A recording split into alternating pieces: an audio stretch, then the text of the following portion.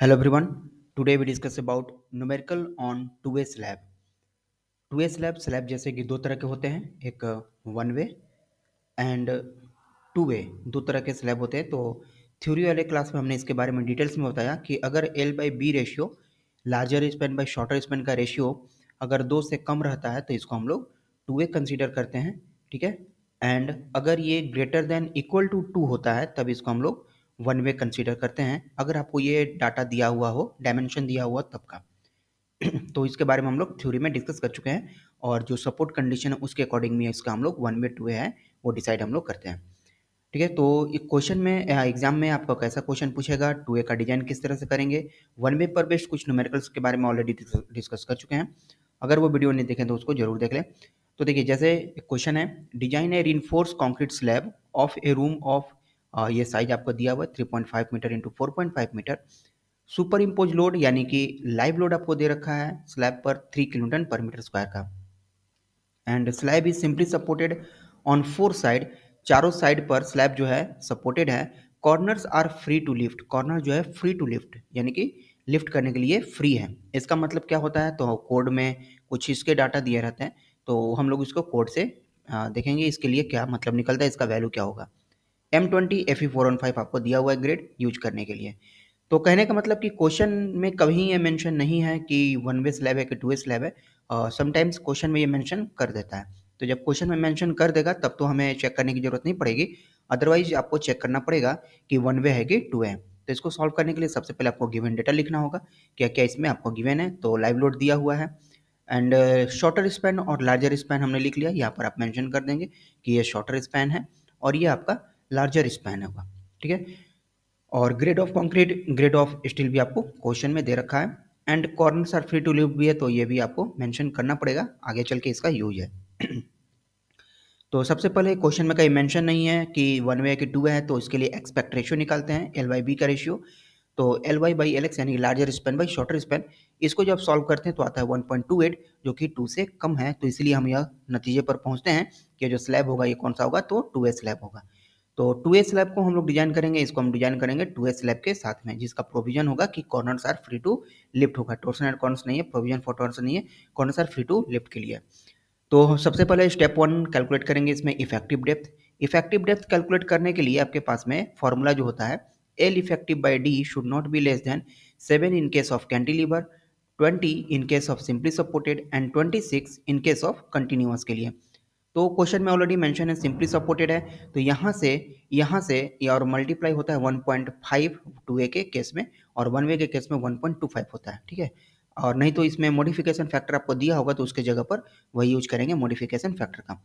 तो यहाँ पर ये इफेक्टिव लेंथ हमें नहीं पता है, हमारे पास इफेक्टिव लेंथ नहीं पता है, इसका टोटल लेंथ हमें दिया हुआ है, तो इसलिए ये फॉर्मूला का यूज यहाँ पर करना सही नहीं होगा। कौन सा फॉर्मूला यूज करेंगे, तो इसके लिए फॉर्मूला एक बनता है कौन सा, कि shorter span to overall depth का रेशियो जो होता है, ये अकॉर्डिंग टू IS 456 का ही ये रिकमेंडेशन है टू ए स्लैब के केस में, कि shorter span to overall depth के लिए आपको 35 यूज करना है सिंपली सपोर्टेड के केस में, 40 यूज करना है कंटिन्यूअस के केस में, मतलब यह रेशियो आपको यूज करना होगा। तो ये सिंपली सपोर्टेड का केस है, इसमें हम 35 यूज करेंगे, और चूंकि HYSD बार्स 415 250 के अलावा कोई भी बार्स यूज होता है तो वो HYSD कहलाता है। ये HYSD बार होने के कारण इसमें हम लोग 0.8 का मल्टीप्लाई करेंगे, यानी कि कुछ इस तरह का। तो शॉर्टर स्पैन हमारे पास में है 3.5 मीटर का, तो शॉर्टर स्पैन बट्टा ओवरऑल डेप्थ यानी कि कैपिटल डी की वैल्यू यहाँ से हमारे पास निकल जाती है, ओवरऑल डेप्थ कैपिटल डी की वैल्यू आती है 125। अब ये डिजाइनिंग हमने कहता है, मैं कहता हूँ कि डिजाइनिंग सबका सेम नहीं होता, डिजाइनिंग डिफरेंट कर सकता है, ठीक है। अब किसी को कुछ बनाना है तो वो अपने हिसाब से बनाएगा, और उसमें सेफ्टी जरूरी है, ठीक है। तो D 125 आया है, तो इसको हम लोग एज्यूम करेंगे कुछ ज़्यादा वैल्यू, इससे एज्यूम करने के दरमियान 125 है तो आप 130 पर भी बना सकते हैं, 140 पर भी बना सकते हैं। हमने इसको 165 एज्यूम किया, 60 नहीं 165 एज्यूम किया, और D को एज्यूम किया 140 mm का, ठीक है। क्योंकि कैपिटल डी जो होता है, कैपिटल डी होता है डी प्लस यानी effective depth plus clear cover plus diameter by 2 होता है। कैसे होता है, ये देखिए कैसे होता है, जैसे ही आपका कोई ये बीम या स्लैब मान लेते हैं, तो आप जो यहाँ से कवर छोड़ेंगे, पहले तो आपका रिइंफोर्समेंट होगा, रिइंफोर्समेंट के इफेक्टिव डेप्थ कहाँ तक का होता है, इफेक्टिव डेप्थ का मतलब होता है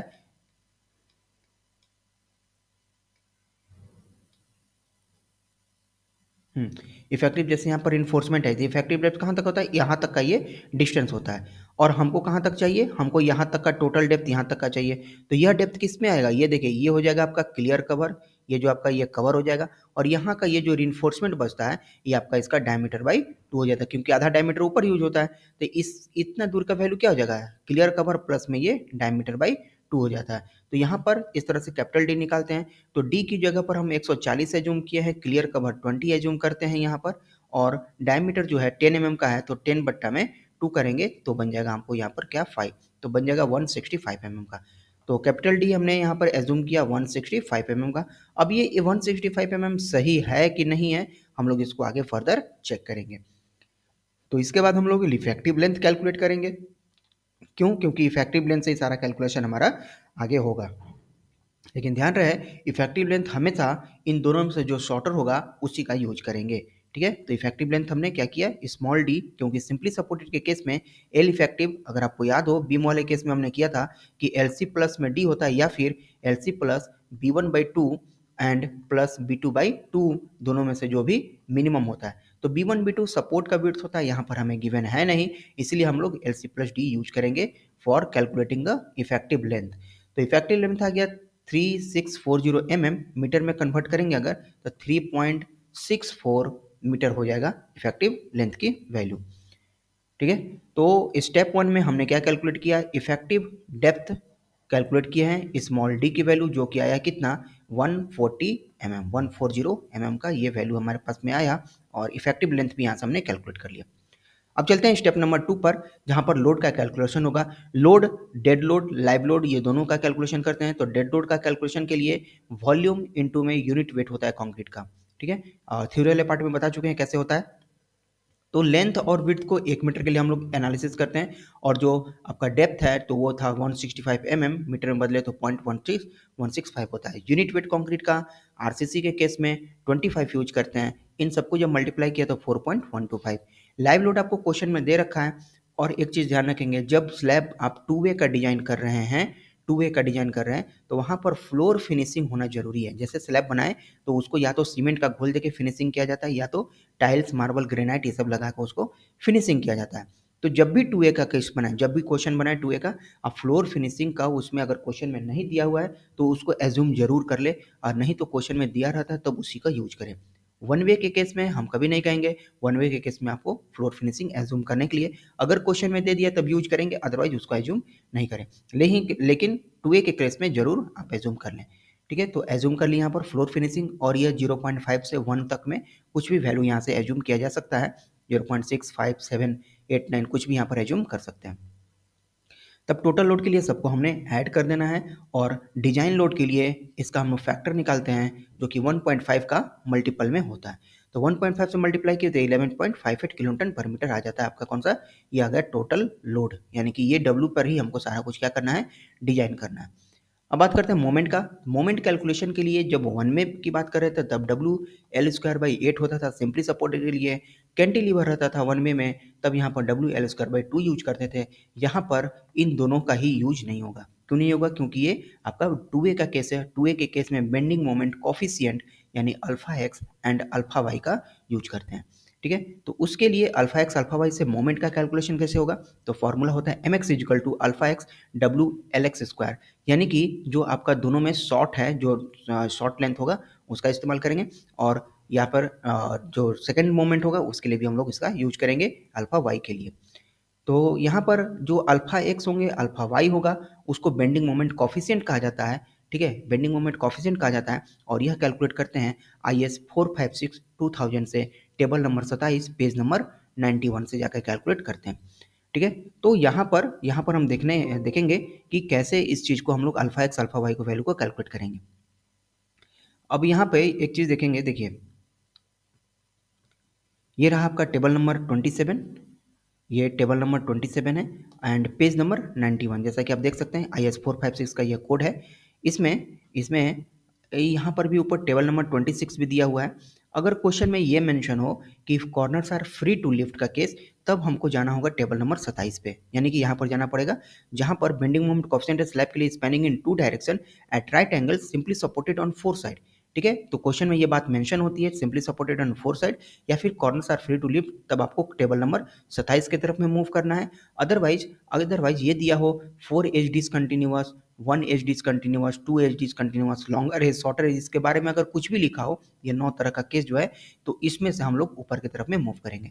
तो ये किस पर डिपेंड करता है? ये डिपेंड करेगा आपका कि रेशियो क्या आया है, alpha X by alpha Y का, sorry L Y by L X का रेशियो क्या है। देखिए यहाँ पर आपको दिया होगा ये L Y by L X का यहाँ पर रेशियो, तो ये रेशियो आपका कितना आया हुआ है उसके अकॉर्डिंग हम यहाँ पर वैल्यू को चेक करते हैं। ये है अल्फा एक्स, ये है अल्फा वाई। तो हमारे पास में L X by L Y का रेशियो क्या हुआ है, देखिए एक्सपेक्ट रेशियो आया हुआ है 1.28, जो कि 2 से कम है।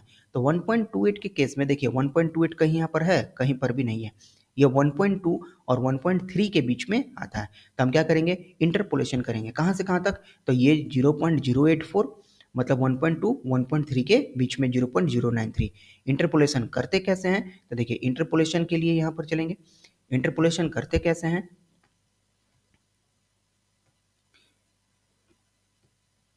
इंटरपोलेशन के लिए हमारे पास वैल्यू 1.2 पर था, 1.2 पे हमारे पास जो वैल्यू दिया हुआ था 0.084 एंड 1.28 पर हमें निकालना है। ये हमें मान लेते हैं कि y 1.3 पर वैल्यू दिया है 0.093, ठीक है। तो इसके लिए इंटरपोलेशन का फॉर्मूला अप्लाई करते हैं, क्या करते हैं कि y minus Y one is equal to Y two minus Y one divide by X two minus X one और x माइनस एक्स वन का ये फॉर्मूला अप्लाई करते हैं। अब x क्या है, y क्या है, तो इस पूरे को आप मान लीजिए x1 इसको कैपिटल X, ये x2 इसको y1 कैपिटल Y और y2। जरूरी नहीं है कि इसी को x मानेंगे, जरूरी नहीं है कि इसी को ही y मानेंगे, आप चाहें तो इसको भी y मान सकते हैं, इसको भी x मान सकते हैं, फॉर्मूला यही रहेगा, चेंज नहीं होगा। इसमें 6 वैल्यू इसमें है, 6 में से 5 पता है, एक अननोन है, तो 2 2 4 और 5 1 6, यहाँ पर सारे कुछ वैल्यू है, एक अननोन है सिर्फ इसमें से, ठीक है। तो वो वैल्यू को आप सारा को पुट करेंगे और यहाँ से वैल्यू निकालेंगे, तो यहाँ से कैपिटल Y की वैल्यू जो है ये निकलेगी 0.090, ये इंटरपोलेशन का फॉर्मूला कहलाता है, ठीक है। इस फॉर्मूला के हेल्प से हम लोग इंटरपोलेट करते हैं। अगर दो वैल्यू पता है और बीच का वैल्यू हमें चाहिए होता है, तब हम इंटरपोलेशन करते हैं, यहाँ से एक्यूरेट वैल्यू मिलता है। सिमिलर केस अल्फा वाई के लिए भी यही करेंगे, तो अल्फा वाई की वैल्यू मिलेगी 0.056। अब इन दोनों के जब वैल्यू हमें मिल जाता है, तब हम क्या कैलकुलेट करेंगे, यहाँ से मोमेंट कैलकुलेट करेंगे, जो कि फॉर्मूला आपके सामने है कि alpha X and W L X square का। तो यहाँ पर वैल्यू को हम लोग रखेंगे और यहाँ से मोमेंट कैलकुलेट कर लेंगे, ठीक है। मोमेंट कैलकुलेट करेंगे, यहाँ पर वैल्यू सारा हमने पुट कर दिया कि जितना आपका डब्ल्यू का वैल्यू था 11.58 का एंड इसकी वैल्यू है 3.64 का, यहाँ से वैल्यू कैलकुलेट करेंगे। सिमिलरली एमवाई का केस में यहाँ भी हमने वैल्यू कैलकुलेट की है, सारा वैल्यू को पुट करने के बाद यहाँ पर 8.59 का वैल्यू रख लिया। अब हमको करना क्या होगा, स्टेप 4 आगे इफेक्टिव डेप्थ का चेक करने के लिए कि जो डिफेक्टिव डेप्थ डी बराबर 140 हमने पुट किया था एमएम में, क्या वो सही है कि नहीं है। तो इसमें इन दोनों में से जो मैक्सिमम मोमेंट होगा उस मोमेंट को यहाँ पर पुट करेंगे, और Q का मतलब होता है कि ये कॉफिशिएंट 0.138, तो 148,133 के लिए, तो 415 के लिए Q की वैल्यू 0.138 है, जैसा कि पहले भी हम डिस्कस कर चुके हैं। FC के एंड B की वैल्यू 1000 यहाँ पर पुट करेंगे। जब इसको हमने सॉल्व किया तो आ गया मेरे पास में 70.73, जो कि 140 से बहुत ही कम है, तो हमारा क्या है, डेटा हमारा सेफ है। अब देखिए आप 140 नहीं मान के आप 100 ही मानते, 110 भी मानते, फिर भी आपका सेफ ही रहता। तो आपके ये मानने पर डिपेंड करता है, और डिजाइनिंग सबका अलग अलग हो सकता है, जरूरी नहीं है कि सबका सेम ही आए। इफेक्टिव डेप्थ जब चेक कर लेते हैं, तब आपके पास में आता है next step, calculation of area of area of steel short span के लिए और लॉन्ग स्पैन के लिए। तो फॉर्मूला है एच टी निकालने के लिए, इस फॉर्मूला में सारा वैल्यू आपको पता है, बी के जगह पर 1000 पुट करना है, डी के जगह पर 140 पुट करना है। बेंडिंग मोमेंट जो शॉर्टर स्पैन के लिए आया था, शॉर्टर स्पैन वाला यूज करेंगे, लॉन्गर स्पैन वाला आया था तो लॉन्गर स्पैन का यूज करेंगे। शॉर्टर स्पैन हमने एक्स में माना था, लॉन्गर स्पैन को वाई में माना हुआ था, तो ये मोमेंट एक्स वाला यूज कर लेंगे एक बार, और मोमेंट वाई वाला यूज करेंगे दूसरी बार।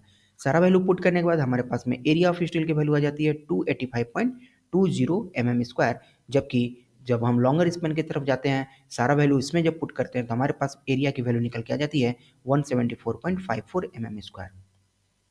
इसके बाद हमको क्या करना होगा, दोनों के लिए स्पेसिंग कैलकुलेट करना होगा। 2A स्लैब में डिस्ट्रीब्यूशन बार्स अलग से कैलकुलेट नहीं होते हैं, यही लार्जर स्पैन और शॉर्टर स्पैन की तरफ से बार्स का कैलकुलेशन करते हैं। स्पेसिंग निकालने के लिए शॉर्टर स्पैन के लिए हमारे पास में फॉर्मूला होता है 1000 into area of one bar divide by total area. इसमें सारा वैल्यू पुट करेंगे, 1000 आ जाएगा data as it is, and area of one bar का मतलब हम 8 mm का यूज किए, मान लिया कि 8 mm का यूज किए, आप चाहें तो 10 mm भी मान सकते हैं। तो इसको 250 ये टोटल ये से डिवाइड देंगे तो ये आपका स्पेसिंग मिल जाएगा। अगर 10 mm होगा तो स्पेसिंग में और भी आपका फर्क देखने को मिलेगा। सिमिलरली स्पेसिंग इसके लिए भी यूज करेंगे, लॉन्गर स्पैन के लिए। तो यहाँ भी हमने सेम फॉर्मूला अप्लाई करना है, और इसके लिए हमने जो एरिया बार्स का डायमीटर है वो 10 mm का इस्तेमाल किया हुआ है, और 10 के हिसाब से इसको हमने जब स्पेसिंग के लिए किया तो आ गया 449.75। लेकिन आई एस कोड के अकॉर्डिंग हमें ये जानते हैं कि 449 हम यहाँ पर स्पेसिंग जो है डिस्ट्रीब्यूशन के केस में 5D या फिर 450 mm तक जा सकते हैं, और आपका मेन रीइंफोर्समेंट के केस में जो होगा वो 3D या 300 mm तक ही जा सकते हैं। तो इसके लिए हमको जाना पड़ेगा, स्पेसिंग आपका 8 बार्स का डाया यूज किया है 177 mm तक का, एंड इसके लिए जो स्पेसिंग होगा मैक्सिमम हम 300 mm तक का ही प्रोवाइड कर पाएंगे। तो इस तरह से आप यूज कर सकते हैं 2A स्लैब को डिजाइन करने के लिए, ये टोटल 6 स्टेप। अब 2A स्लैब अगर 16 मार्क्स का आप एग्जाम में पूछा हुआ है तब इसमें आप चेक लगा सकते हैं, शेयर का चेक, डेवलपमेंट लेग का चेक, डिफ्लेक्शन का चेक, ये तीनों लगा सकते हैं। और या फिर इसको आप स्किप भी कर सकते हैं अगर क्वेश्चन में नहीं पूछा हुआ है तब, क्वेश्चन में अगर नहीं कहा है तब, ठीक है। तो शेयर चेक करने के लिए जैसा कि पहले भी हम लोग कर चुके हैं यूनिट नंबर 5 में, कि शेयर चेक के लिए हमेशा शॉर्टर स्पैन को कंसीडर करना है, और स्लैब का जो विड्थ होगा उसको 1 मीटर ही आपको यूज करना होगा। शेयर चेक करने के लिए आपको टाउ भी निकालना होगा, टाउ सी की वैल्यू निकालना होगा, टाउ सी निकालना होगा टेबल नंबर 19 से IS 456 से। टाउ भी निकालने के लिए यूज करेंगे हम लोग व्यू बाई BD, और व्यू होता है आपका शेयर फोर्स, और शेयर फोर्स कैलकुलेट करते हैं हम लोग WL/2 का। हमेशा कौन सा स्पैन एज्यूम करना है, तो शॉर्ट स्पैन के रिगार्डिंग में। तो W पता था 11.81 एंड LX की वैल्यू था 3.64 डिवाइड बाई 2 किए तो 21.07 VU के वैल्यू आ गया। बी अगेन यहाँ पर हम 1000 पुट करेंगे, और डी 140 पहले से था तो टाउ बी की वैल्यू आ गया 0.5 न्यूटन पर mm²। अब डिपेंड करता है कि आपका टाउसी की वैल्यू कितना है, तो टाउसी डिपेंड करता है परसेंटेज ऑफ स्टील पर, जैसा कि हम पहले भी आपको बताए थे, और percentage of steel ST/BD into 100।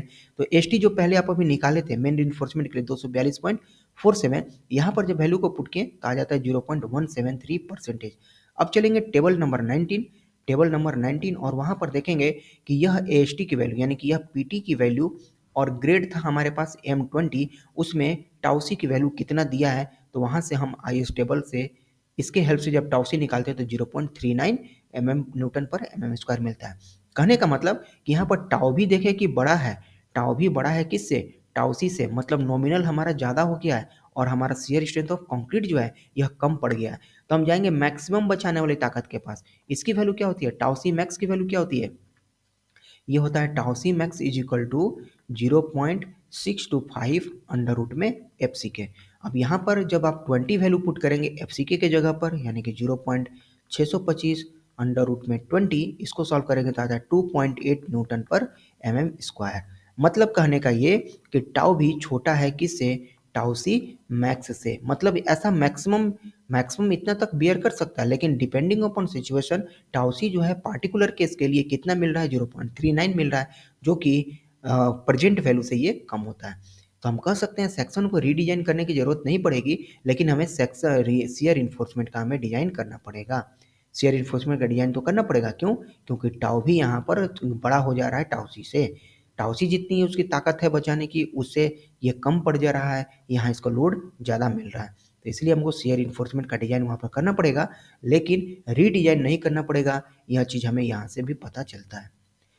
तो ये थे आपके स्लैब के लिए टोटल कि कौन कौन सा स्टेप्स हमें फॉलो करना है। और लास्ट में जब भी आप क्वेश्चन को सॉल्व खत्म करें तो लास्ट में आप डायग्राम जरूर बना दें, ताकि एग्जामिनर को अच्छा इंप्रेशन पड़े और आपको मार्क्स देने में कमी ना करें।